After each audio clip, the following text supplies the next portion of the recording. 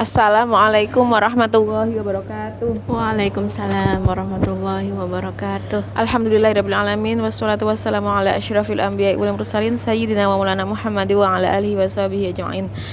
Alhamdulillahirabbil alamin. Kita semuanya sehat ya. Gimana kabarnya teman-teman? Sehat, Alhamdulillah sehat. Ustazah sehat. Alhamdulillah. Gimana kalau langsung aja? MC todongan. Soalnya udah nggak sabar ini Ustazah. Dan ini biasanya pembahasan haid itu kan sangat panjang.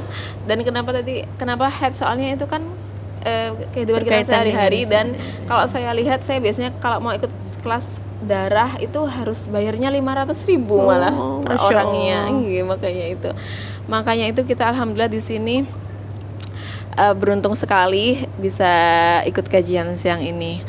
Sudah pasti udah nggak sabar kan ya? Yaudah kita langsung aja, silakan Ustazah Sumayya. Terima kasih.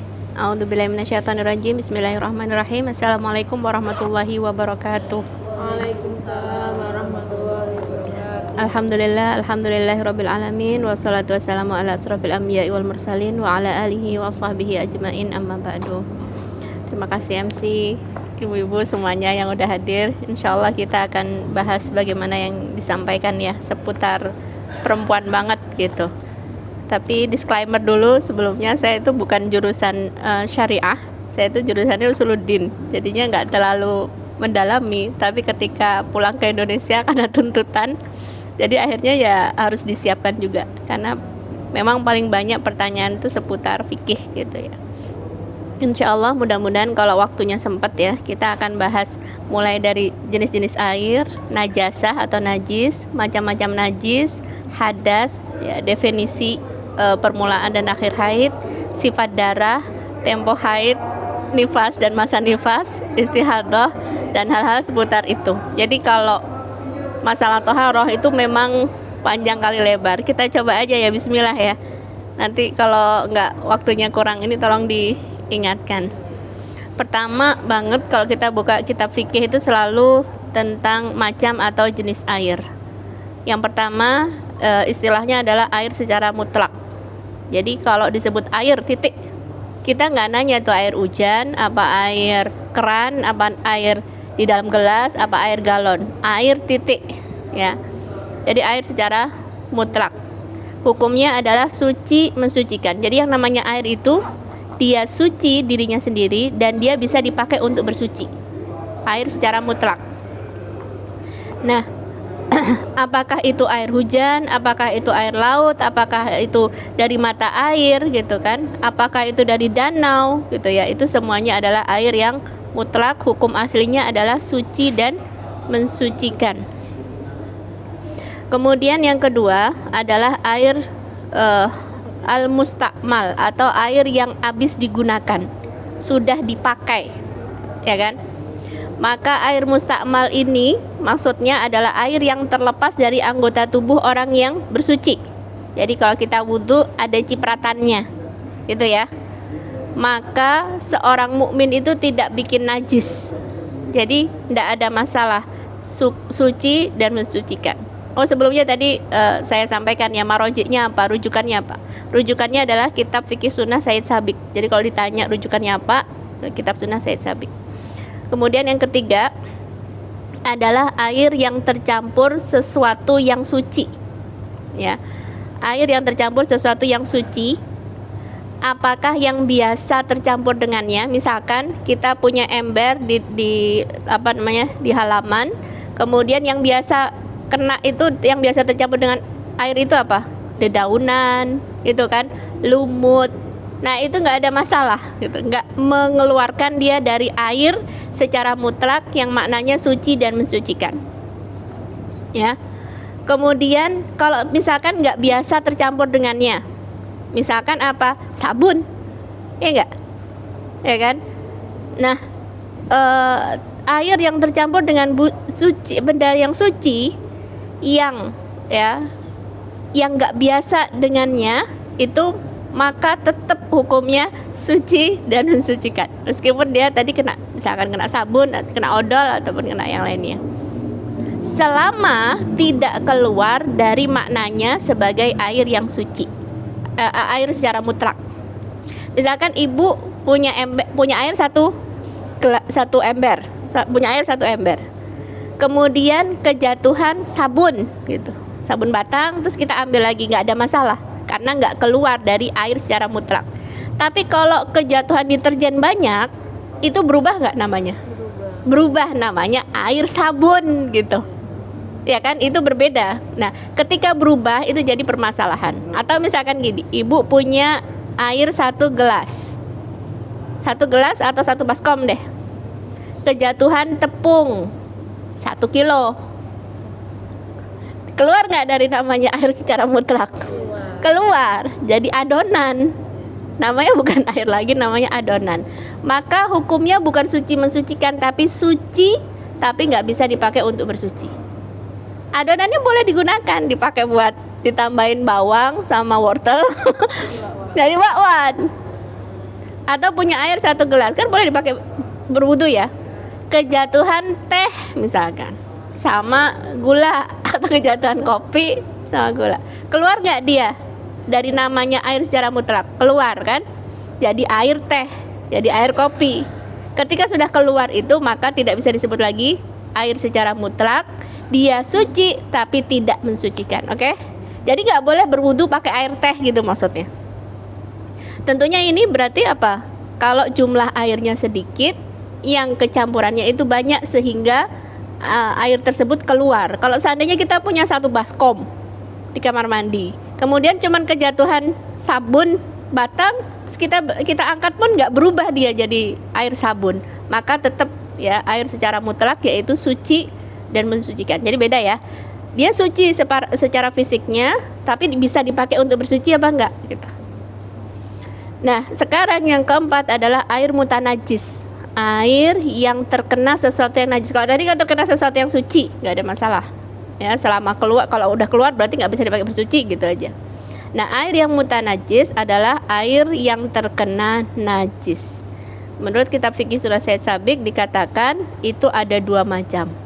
Apakah najisnya itu sampai mengubah warna, rasa, dan baunya atau tidak? Kalau sampai mengubah, maka dia air mutanajis, dia nggak suci, apalagi dipakai bersuci, nggak bisa. Tapi kalau seandainya najisnya sedikit sehingga tidak mengubah bau, rasa, dan warnanya, maka nggak ada masalah. Misalkan apa, kejatuhan kotoran cicak kan, kadang kayak gitu kan, maka kita tinggal pisahkan saja gitu ya. Karena apa? Karena najis ini nggak mengubah bau, rasa, dan warnanya. Sip, selesai nih air. Masuk yang berikutnya, ini ngebut ini. Najasah itu biasanya ada 2 pendekatan ibu-ibu sekalian. Kalau madhab Syafi'i itu dibagi menjadi 3, mukhaffafah, mutawassithah, sama mughaladah. Ya, pendekatannya seperti itu. Tapi kitab fikih Sunnah Said Sabiq tidak membagi sebagaimana yang dibagi. Jadi langsung dia jelasin aja semuanya. Tapi kita sekedar tahu saja yang mukhaffafah, yang ringan, karena syariat datang dengan sesuatu yang ringan. Misalkan pipisnya bayi anak laki-laki yang belum makan sesuatu apapun sebelum usia 2 tahun, maka itu mukhaffafah, cukup diperciki dengan air, karena syariat datang dengan sesuatu yang ringan. Kalau mutawassithah itu yang pertengahan, seperti darah, bangkai, dan nanti kita teruskan. Nah, yang mughaladah itu seperti anjing yang apabila dia minum di bekas wadah kita, maka disuruh dicuci 7 kali, salah satunya atau pertamanya dengan tanah. Lah, bukannya tinggal dicuci doang ya? Karena syariat datang dengan sesuatu yang berat, maka disebutnya mughaladah, sesuatu yang berat juga gitu. Ya, itu menandakan berarti najisnya bukan najis biasa. Nah, yang banyak adalah najis mutawassithah, yang pertengahan ini. Nah, kita bahas satu persatu ya, insyaallah. Najis, macam-macam najis menurut fikih Sunnah Said Sabiq ya. Yang pertama adalah bangkai. Bangkai adalah setiap yang mati atau terpotong tanpa disembelih dengan penyembelihan yang syar'i. Misalkan kemarin ada kambing belum sempat disembelih, misalkan mati, maka itu jadi bangkai. Boleh nggak dimakan? Nggak boleh. Dan barangnya sendiri pun najis. Barangnya sendiri pun najis. Atau yang terpotong. Misalkan apa Bu yang terpotong Bu?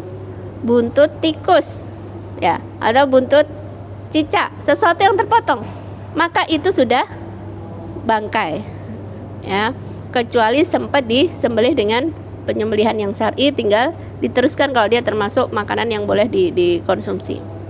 Kecuali ikan dan belalang. Kalau ikan nggak perlu disembelih Bu, nggak ada nyembelih ikan, ya tinggal misalkan dia kekurangan air terus dia mati sendiri pun tinggal digoreng, nggak ada masalah. Bahkan kalau kita beli itu kadang-kadang diketok ya. Ya, jadi intinya nggak ada masalah kalau ikan. Demikian juga belalang, sebagaimana perkataan Nabi, dihalalkan bagi kalian 2 bangkai, yaitu ikan dan belalang. Kemudian sekarang bangkai hewan yang tidak ada darah yang mengalir, nyamuk, ya, atau lalat. Ya, Ibu dari saking licinnya nih mau kena lalat nempel kepleset mati tuh misalkan. Bercanda ya Bu, yang nggak ngantuk. Ya, bangkai nggak? Bangkai, tapi nggak ada darah yang mengalir, maka itu dimaafkan. Ya kalau kelihatan sih dibersihkan sebelum kita sholat. Tapi kalau seandainya habis sholat kita baru tahu di situ ada nyamuk, bangkai atau semut. Ya kan, di sejarah kita ada semut, misalkan bangkai semut ini, bangkai ini najis nih, enggak, ya, itu termasuk yang dimaafkan. Lanjut ya. Yang kedua adalah darah. Yang dimaksud dengan darah di sini adalah darah yang mengalir dengan banyak, misalkan seperti darah hewan yang disembelih atau darah haid gitu. Sedangkan darah yang tadi itu yang sedikit, misalkan seperti darah nyamuk, itu dimaafkan karena sulit gitu. Sebisa mungkin kita bersihin. Hah? Mimisan termasuk sedikit ya. Tapi kalau dia mengalir, ya udah banyak ya, udah banyak. Itu udah termasuk banyak gitu. Gimana? Nah itu saya nggak terlalu ngerti kadar banyaknya atau sedikit ya. Tapi yang dimaksud di sini adalah yang kalau udah mengalir berarti dia banyak, hendaknya dibersihkan. Cuma nanti Bu, terkait dengan penyakit, luka, itu akan ada kemurahannya Allah gitu. Misalkan para sahabat dulu kan habis perang luka-luka semua, mereka sholat dengan seperti itu. Oh ini berdarah berarti nggak sah, nggak kayak gitu juga gitu. Jadi kalau misalkan dia sakit, itu termasuk yang dimaafkan gitulah, sebisa mungkin ditutup. Yang ketiga yaitu daging babi, ya, sebagaimana Quran surah Al-Maidah ayat 3, diharamkan bagimu memakan bangkai, darah, daging babi, ya, daging hewan yang disembelih atas nama selain Allah, yang tercekik, yang terpukul, yang jatuh, yang ditanduk, yang diterkam binatang buas, kecuali yang sempat kamu menyembelihnya. Jadi di sini daging babi bukan hanya sekedar tidak halal dikonsumsi, tapi juga dagingnya sendiri najis. Jadi sekali lagi ingat-ingat, ini masalahnya najis, bukan halal haram. Yang keempat yaitu muntah, kencing, kotoran manusia, ya, itu semuanya ulama sepakat najis, ya. Nah kita kalau kencing sama kotoran manusia biasanya ingat, tapi kadang muntah itu lupa. Makanya kalau suka jalan jauh terus suka mual, ya siap-siap bawa kerudung cadangan atau gimana, karena muntah itu termasuk najis. Kecuali tadi lagi sedikit, kita lagi gendong bayi kan suka kumoh ya, tapi kita kan bisa juga naruh lap dulu gitu kan sebelum bayi itu itu kan. Kemudian kecuali tadi bayi laki-laki, ya, yang berusia belum di bawah tahun dan belum makan apapun kecuali ASI-nya, maka pipisnya adalah termasuk mukhaffafah atau diringankan, karena syariat datang dengan sesuatu yang ringan, cukup diperciki dengan air. Sedangkan bayi kalau perempuan enggak. Jadi bayinya bayi laki-laki. Yang kelima itu satu paket 3, tapi yang najis nanti 2. Wadi, madhi, dan mani. Udah pernah dengar ya?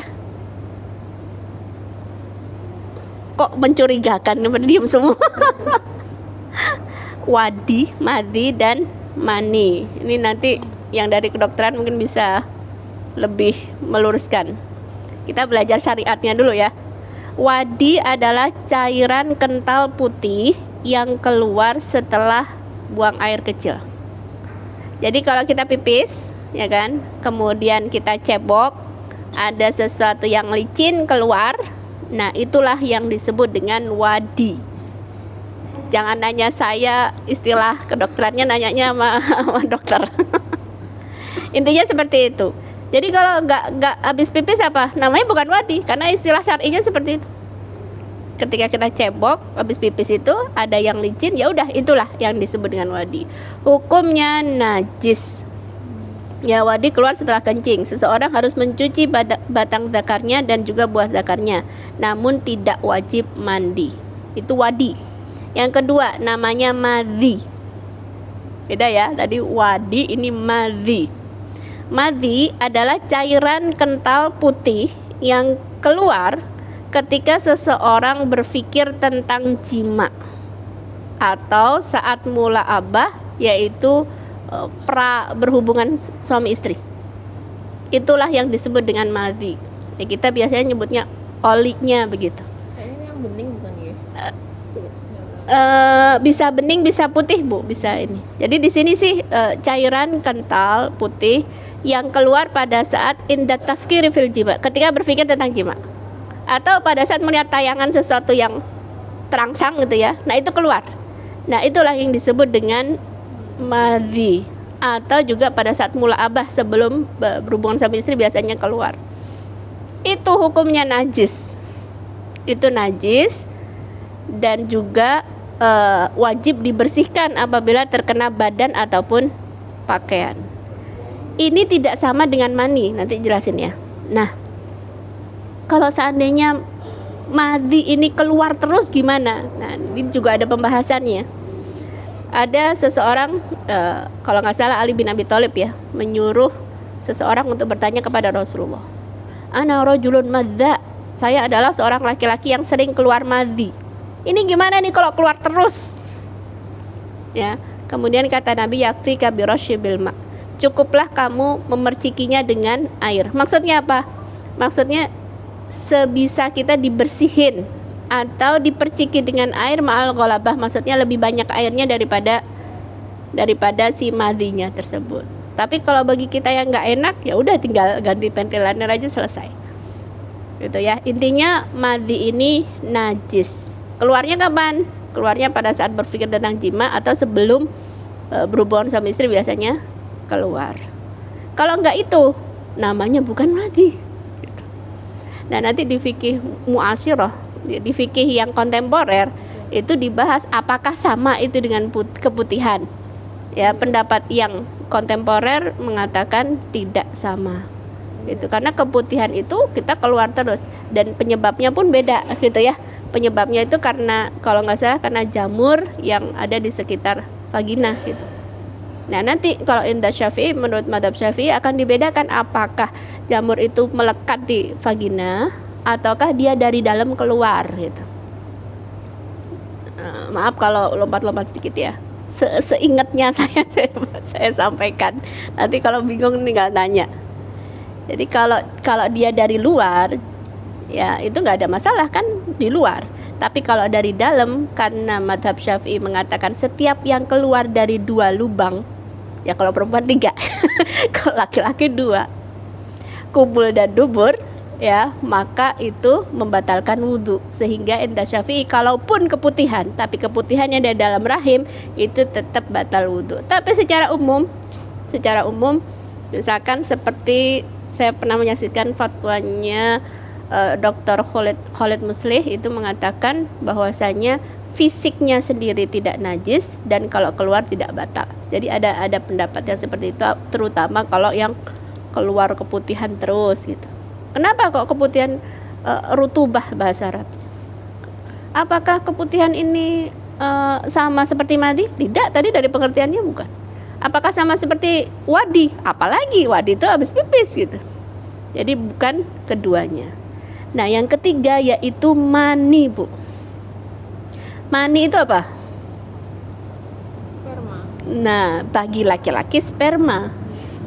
Tapi sebenarnya mani itu ma'ur rajul wa ma'ul mar'ah, istilah syariatnya seperti itu. Air yang dimiliki oleh laki-laki dan perempuan, sama-sama punya itu. Yang keluar pada saat orgasme, kalau laki-laki ejakulasi. Itu apa hukumnya? Kalau sperma, perempuan nggak punya sperma. Perempuan punya sperma nggak? Masa nggak punya? Punya nggak punya? Oh enggak. Perempuan tidak punya sperma. Yang punya laki-laki. Tapi orgasme nggak? Orgasme itu pada laki-laki dan perempuan. Nah, yang disebut dengan ma atau mani di sini adalah airnya laki-laki dan airnya perempuan. Kalau laki-laki ya pada saat orgasme keluar sperma, kalau perempuan kan tetap orgasme. Nah, itu loh. Nah, itu ma'ur rajul wal ma'ul mar'ah. Emang perempuan bisa orgasme? Perempuan bisa orgasme. Meskipun sebagian nggak ngeh gitu. Itu berbeda dengan tadi madi. Karena orgasme udah di puncaknya. Seperti itu. Apa hukumnya? Ini fikih pranikah nih, Bu. Harusnya udah belajar sebelum nikah nih. Hukumnya adalah suci. Jadi mani itu suci. Tapi kalau keluar dia najis. Kalau keluar maka dia wajib mandi. Fisiknya sendiri suci. Kenapa kok suci? Karena kita semua terbuat dari mani. Dan kalau mani itu najis, maka kita semua itu najis. Kita kan terbuat dari mani. Maka mani itu yang sahih adalah tidak najis. Tapi kalau keluar maka wajib mandi. Oke, sip ya. Kecepatan nggak? Enggak ya? Pas. Yang keenam, kencing kotoran hewan. Ya, saya nggak mau memperdalam ini karena sebagian juga ada yang mengatakan kalau seandainya hewannya boleh dimakan, maka nanti ada pembahasan khusus. Kalau hewan dagingnya itu bisa boleh dimakan, maka nanti akan ada pembahasan khusus. Tapi kan umumnya yang ada di rumah misalkan kayak cicak misalkan atau yang lainnya, kotoran-kotoran itu semuanya najis ya. Kemudian yang ketujuh namanya al-julalah atau jalalah. Itu adalah hewan ya yang memakan kotoran.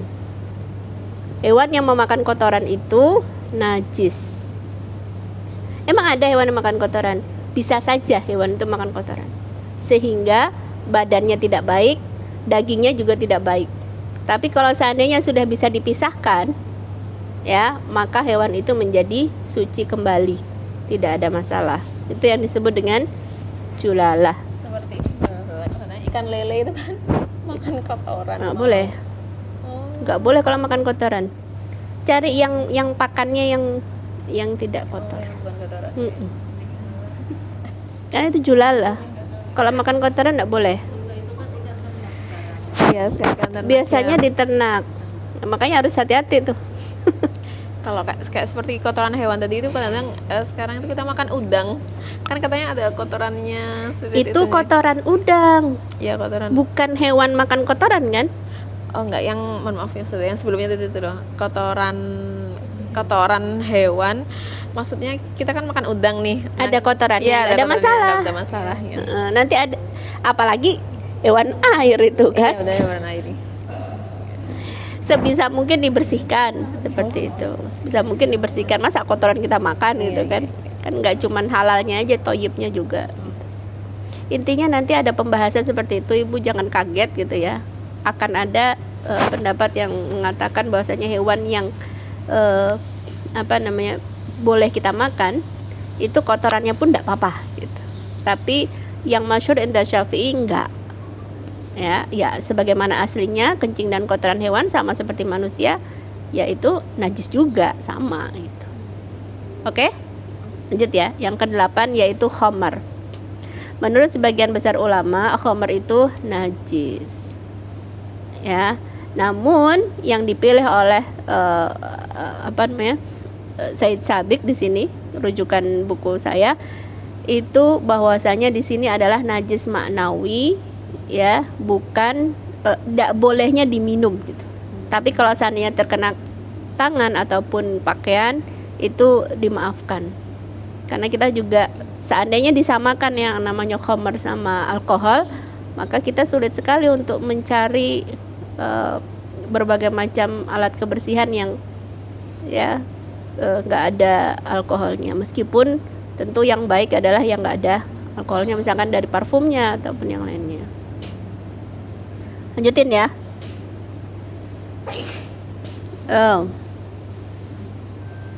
Yang ke-9 adalah anjing, Bu.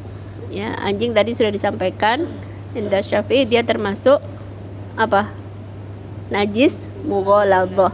Harus dicuci 7 kali, salah satunya atau pertamanya menggunakan tanah gitu ya. Terus hadas. Kalau tadi kita bicara najis, yang kedua kita bicara hadas. Apa bedanya najis sama hadas? Jangan kompakan diem gitu. Kalau najis itu kotorannya Bu nih, kalau hadas itu keadaan kita gitu. Iya, betul.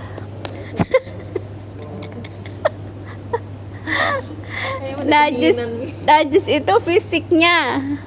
Tapi kalau hadas itu kondisi badan tidak suci gitu.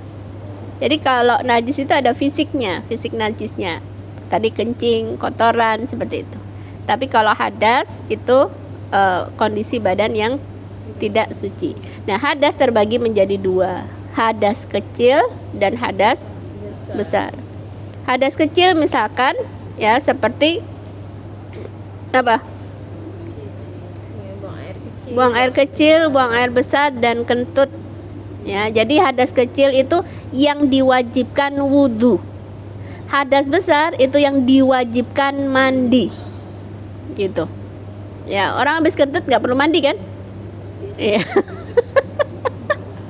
Jangankan mandi, cebok aja nggak perlu kalau nggak ada sesuatu yang keluar gitu ya, kecuali angin. Ya. Tapi kalau buang air kecil, buang air besar, cebok gitu ya, kemudian wudhu. Nah, hadas besar ini yang diwajibkan mandi. Ada 5 ya yang menyebabkan kita menjadi wajib mandi. Yang pertama, selesai haid dan nifas. Ketika selesai haid dan nifas, maka wajib mandi. Yang kedua adalah berhubungan suami istri meskipun tidak orgasme. Jadi sekarang kita bedakan antara berhubungan suami istri sama orgasme. Ya, berhubungan suami istri maksudnya berhubungan, masuk gitu ya, sampai lebih dari batas hasfah. Itu batas sunatnya laki-laki itu, maka itu sudah wajib mandi. Kalau cuma nyenggol misalkan nggak sampai masuk, maka itu belum wajib mandi. Ya, itu yang kaitannya dengan kalau itu bersentuhan Ustazah? Ini nyenggol kan, namanya belum masuk. Oh, itu nggak wajib mandi? Kan bersentuhan itu kan nyenggol kan, belum masuk kan. Udah masuk. Tapi kalau mau mandi ihtiyaton untuk berhati-hati boleh. Gitu. Tapi sebenarnya berhubungan itu masuk begitu. Kemudian yang kedua adalah inzal atau yang tadi saya sebut orgasme atau ejakulasi. Jadi bisa jadi orang orgasme tanpa berhubungan, bisa jadi orang berhubungan tanpa orgasme. Jadi ini masing-masing. Kalau tadi yang pertama adalah berhubungan tapi nggak orgasme, ya nggak ada masalah, yang penting udah masuk ya udah wajib. Gitu. Ya. Terus yang kedua adalah orgasme. Meskipun tanpa berhubungan, maka itu sudah wajib mandi. Nah, orgasme itu sekali lagi tadi saya sampaikan adalah keluarnya ma'ur rajul wa ma'ul mar'ah.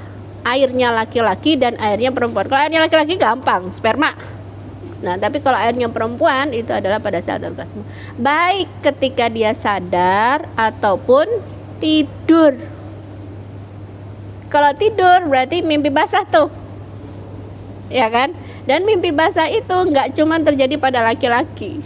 Perempuan bisa saja terjadi mimpi basah. Seorang sahabiah pernah bertanya kepada Rasulullah, "Ya Rasulullah, bagaimana seandainya seorang wanita ya mendapati sebagaimana yang didapatkan laki-laki dalam tidurnya?" Maksudnya dia mimpi basah.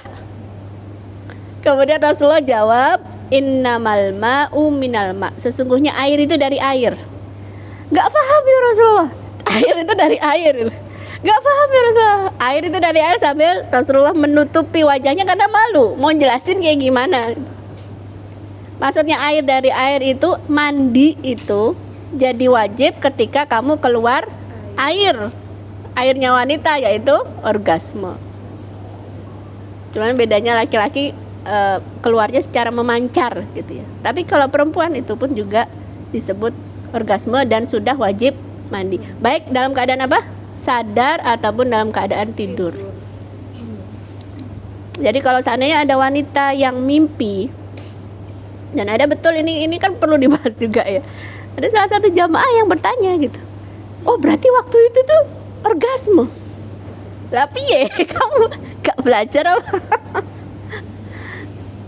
Jadi kalau mimpi berhubungan, maka dia pun wajib mandi selama mendapatkan air. Jadi melihat air itu. Tapi kalau seandainya dia melihat air kemudian dia nggak ingat mimpi, maka wajib. Karena tadi Nabi bilang kan innamal ma'u minal ma'. Tapi kalau seandainya perasaan tadi kayak mimpi apa, tapi nggak sampai keluar, nah itu menurut fikih sunnah Sayyid Sabi nggak ada masalah. Itu. Karena innamal ma'u minal ma', tadi air, maka wajib mandi. Tidak, yang namanya air mandi wajib itu meratakan air ke seluruh tubuh disertai dengan niat. Intinya seperti itu. Tapi sangat dianjurkan, terutama yang selesai haid atau nifas, untuk menggunakan sabun karena kan bau gitu. Tapi kalau seandainya nggak dapat sabun, nggak ada masalah. Lanjut. Si kuat. Sayanya yang terengah-engah.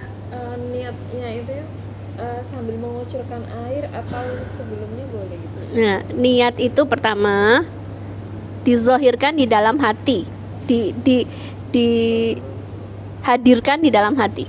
Itu niat. Nggak ada kewajiban nawaitu gitu, tidak seperti itu. Jadi ketika dia sudah niat memang mau mandi wajib, maka langsung dia mandi wajib. Baik pada saat ketika udah dihadirkan nggak ada masalah. Nah, nggak bisa kalau seandainya sudah mandi tapi belum niat. Ya Allah, mandi yang tadi pagi itu anggap aja mandi wajib. Nggak bisa, nggak sah. Karena tadi pengertiannya meratakan air ke seluruh tubuh disertai dengan niat. Kalau nggak disertai dengan niat nggak bisa. Gitu. Pengertian haid ya. Secara bahasa dia adalah sesuatu yang mengalir. Secara istilah adalah darah alami yang dikeluarkan rahim wanita selama beberapa waktu tertentu. Kalau menurut medis, katanya menstruasi adalah terjadinya pendarahan pada uterus yang mengalir dari rahim dan keluar melalui vagina. Kondisi ini memang siklus normal pada wanita yang umumnya terjadi setiap bulan. Jadi haid itu adalah fitrahnya wanita. Darah itu bukan darah yang fasad atau yang rusak, yang keluar karena sakit atau luka atau semacamnya. Ya. Nah. Kemudian kata Nabi, hadza syai'un katabahu Allahu ala banati Adam. Yang namanya haid itu adalah sesuatu yang telah Allah tetapkan kepada para wanita. Waktu permulaan haid, seorang wanita pada umumnya itu tidak haid sebelum usia 9 tahun komariah. Sifat-sifat darah. Sampai jam berapa nih? Oh iya. Waduh, ternyata. Ternyata habis. Ternyata udah tinggal mau berapa menit lagi? 15 menit lagi ya.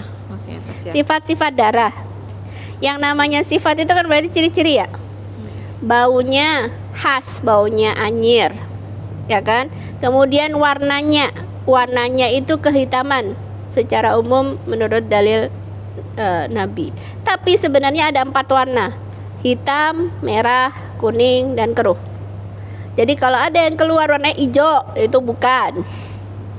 Jadi darah haid itu sifatnya tadi baunya, kemudian warnanya itu hitam, merah, kuning, dan keruh.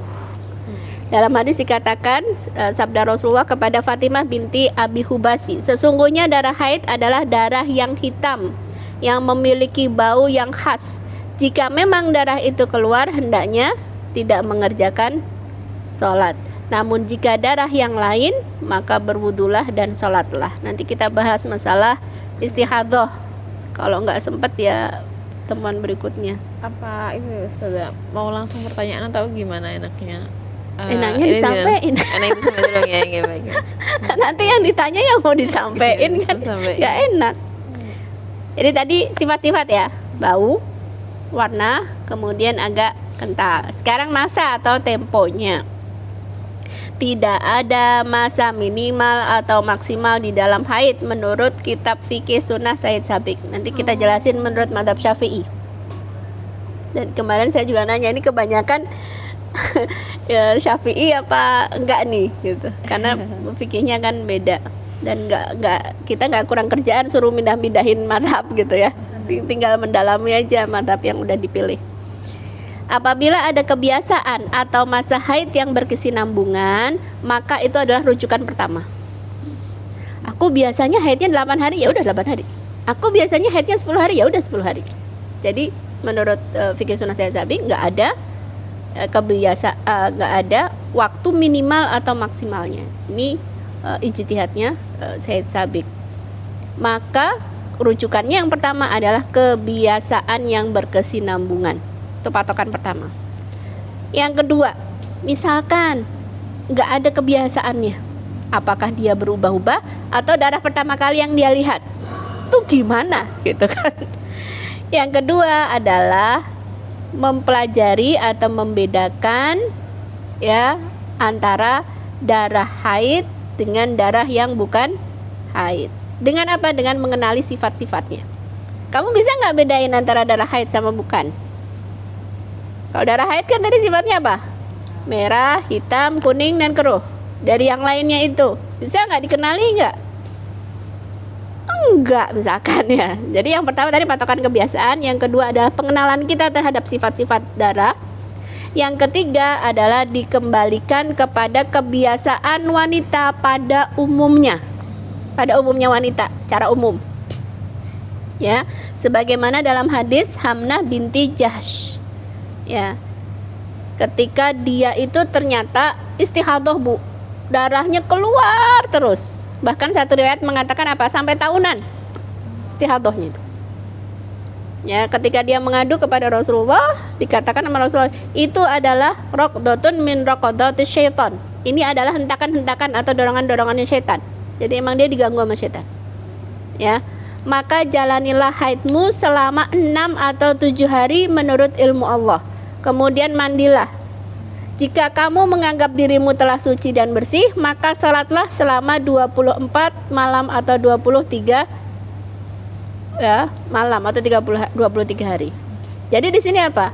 Patokannya umumnya perempuan yang haidnya itu berapa?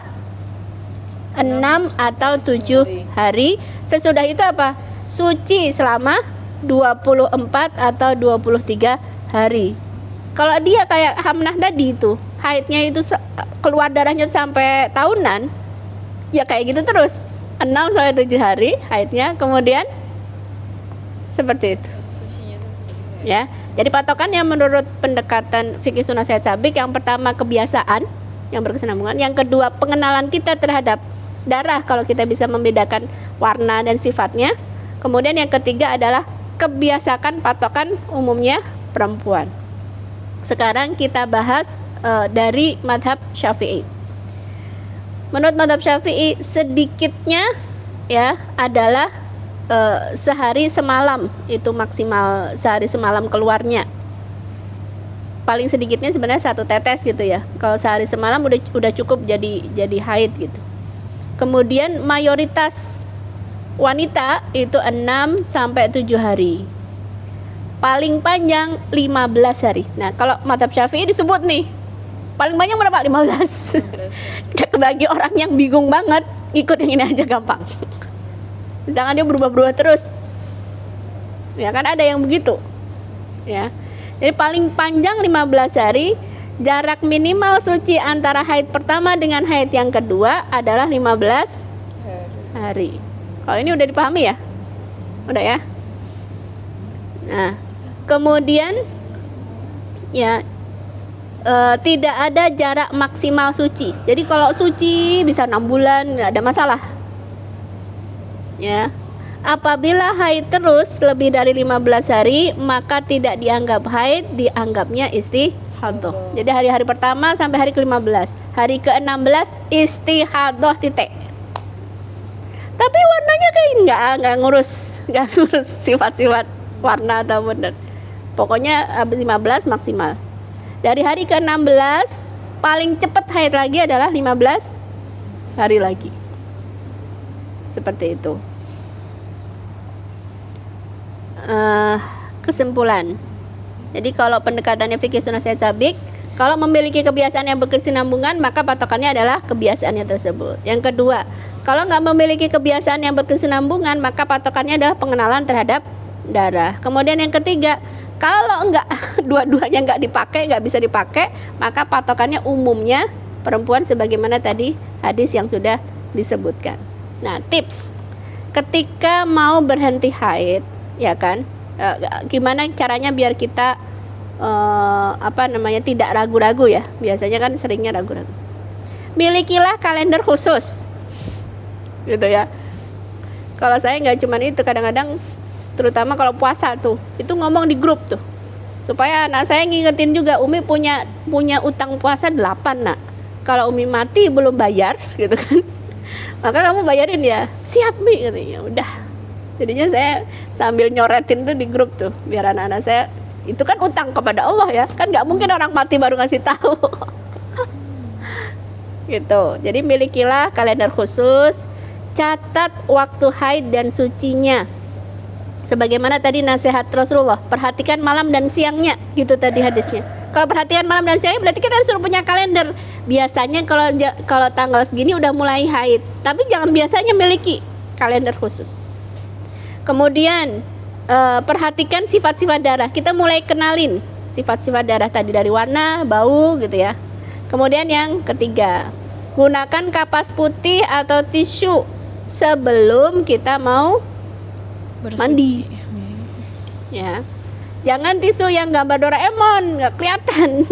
Tisunya jangan bermotif, yang bersih, putih gitu kalau bisa. Kemudian ditempelkan ke vagina. Dilihat. Oh, masih ada warnanya. Warnanya masih warna darah. Tunggu dulu, jangan buru-buru. Jadi sebelum mandi, tempelin dulu ke vagina, dilihat. Oh, masih ada warnanya. Tunggu, sabar. Kalau warnanya coklat, Ustazah. Coklat itu kan berarti hitam ya. Atau merah ya. Berarti masih haid itu. Nah, tadi warna darah itu apa? Merah, hitam, kuning, dan keruh. Hitam dan merah itu adalah warna aslinya darah. Kuning dan keruh itu dianggap darah ketika masih di masa-masa haid. Jadi misalkan haid kita 7 hari, 2 hari, hari pertama hitam misalkan ya, hari kedua merah, hari ketiga kok kuning ya, hari keempat kok kuning ya, gitu. Hari kelima kok keruh ya.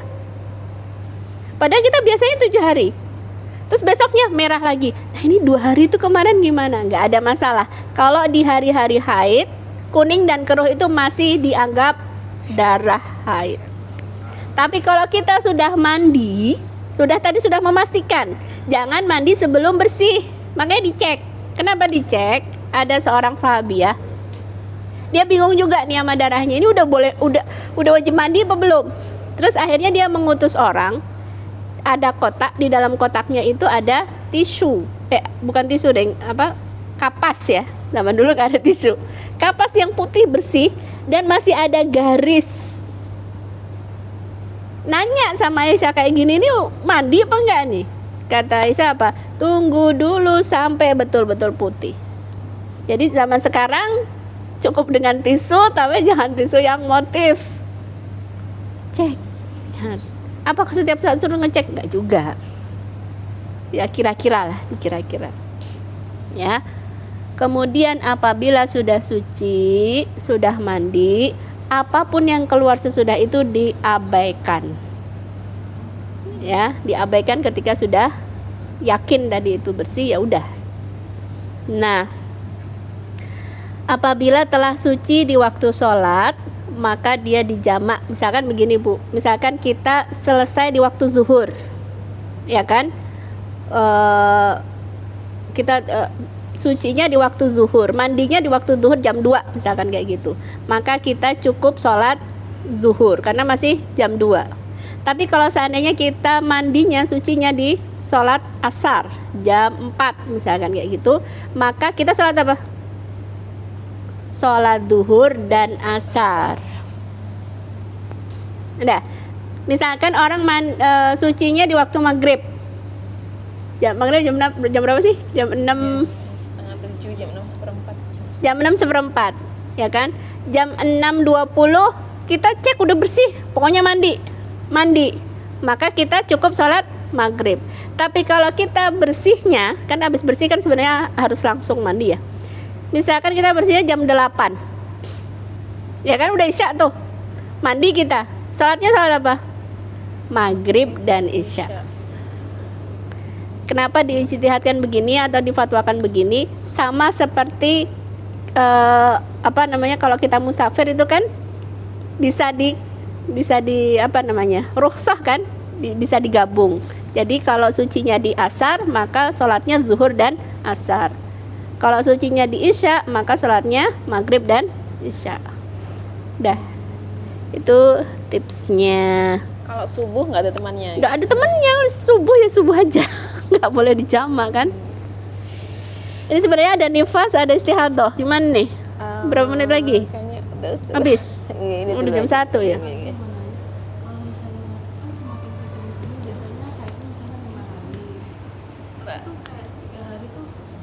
Udah bersih ya? Iya, 3 hari itu udah nggak, hari keempat tuh udah nggak ada seharian gitu. Terus ternyata pas kita udah bersih, hari kelima itu ngeflek lagi gitu. Itu dianggapnya masih ada apa gimana Ustaz? Ngeflek lagi? Iya. Hari kelimanya doang. Jadi ibu biasanya gimana? Ya misalnya kan emang umur juga udah 40-an gitu kan Ustaz. Terus dulu yang itu nggak usah disebut, nggak apa-apa.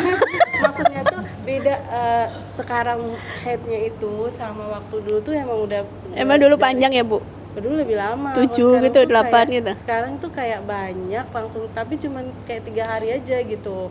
Terus hari keempat itu udah seharian gitu kan, udah nggak ada mensnya lagi gitu. Ya udah, sekalian sebelum subuh langsung mandi, langsung sholat gitu kan, Ustaz maksudnya. Tapi ternyata pas hari keempat itu baru 1 hari sholat dia ngeflek lagi gitu. Itu dianggapnya udah nggak mens lagi atau gimana? Gini, kedepannya berarti kita suruh memperhatikan. Jadi kalau jangan buru-buru mandi. Karena kalau misalkan ekstrim berubah kan biasanya enggak ya. Kalau kita pakai yang tadi patokannya kebiasaan, kalau emang biasanya 5 hari, ya udah tunggu dulu 5 hari gitu. Tunggu dulu 5 hari. Kecuali memang setelah berapa kali kan bisa saja berubah nih. Ritmenya kan tambah lama tambah sedikit misalkan, bisa aja kayak gitu kan. Berarti kalau emang ternyata hari kelima itu ada lagi ngeflek, berarti hitungannya 5 hari gitu ke depannya, bulan depannya. Iya. Karena kan patokannya kan kebiasaan. Tapi kalau ibu pada saat itu sudah mandi dengan keyakinan itu, ya sudah diabaikan, nggak ada masalah. Tapi kan itu jadi catatan kita. Ini kemungkinan kan masih tetap sama 5 hari gitu. Jadi ke depan Gua jadwal ke depannya tunggu 5 dulu sampai 5 hari, kemudian tadi dicek. Ya kan, kalau masih ada sabar gitu. Berarti kalau misalnya jadi bukan ukurannya seharian nggak ada sama sekali juga, saya setiap kali waktunya sholat gitu kan kita cek emang nggak ada walaupun sudah sehari semalam, masih kalau biasanya 5 hari tetap tunggu sampai 5 hari gitu. Menurut saya gitu. Karena patokan yang pertama menurut fikih sunnah Sayyid Sabiq kan kebiasaan. Jadi jangan buru-buru gitu. Ya, makasih ya. Ya. Satu lagi pertanyaan. Nggak ada. Iya, satu lagi. Ya lagi boleh nggak? Itu kan Ustaz, kan kemarin tuh habis melahirkan yang ketiga Ustaz. Terus karena 3 kalinya sesar, terus sama dokternya itu dibilangin disuruh steril gitu Ustaz. Terus Cuma saya sih dari yang itu steril itu karena alasannya karena sesar udah 3 kali, terus saya ada 1 diabetes gitu. Maksudnya tuh kalau saya hamil lagi ada resiko, maksudnya itu si rahimnya itu tipis gitu loh Ustaz, bisa terjadi ini kalau hamil lagi gitu kan. Walaupun saya cari tahu sih sebenarnya kalau sesar itu emang banyak dokter yang menganjurkan steril, cuman ada juga dokter yang sebenarnya bisa gitu, karena kalau udah 3 kali steril itu biasanya bidan udah nggak mau lagi Ustazah, jadi maunya itu dokter lagi gitu. Cuman kan saya kalau steril itu kayak gimana ya, kayak kita mendahului Allah gitu kan, itu kan Allah udah menciptakan gitu kan, terus kalau kita steril kayak menghalangi ciptaan Allah untuk maju. Nah ini tuh gimana sih Ustaz? terus akhirnya Enggak, aku bilang saya Nggak belum mau. kali-kali ditanya, setiap kontrol ditanya, terus saya bilang saya belum siap. Saya gitu aja sebenarnya kan nggak berani juga untuk melakukan steril itu gitu. karena KB aja bisa ya.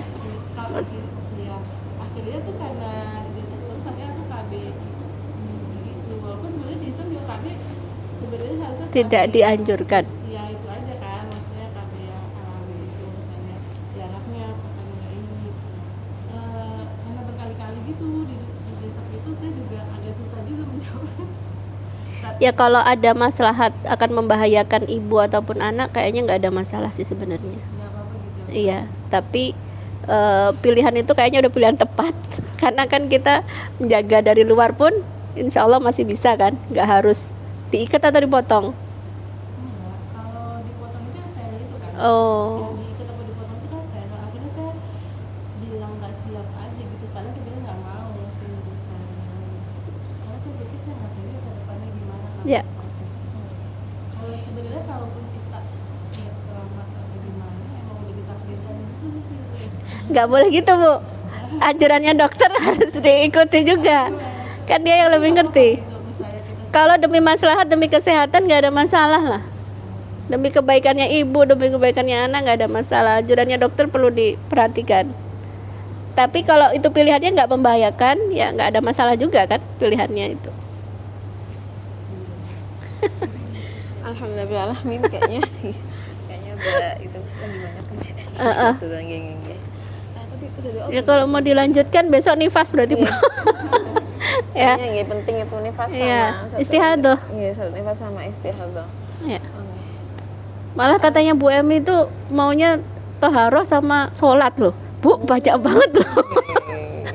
Ini ngebut.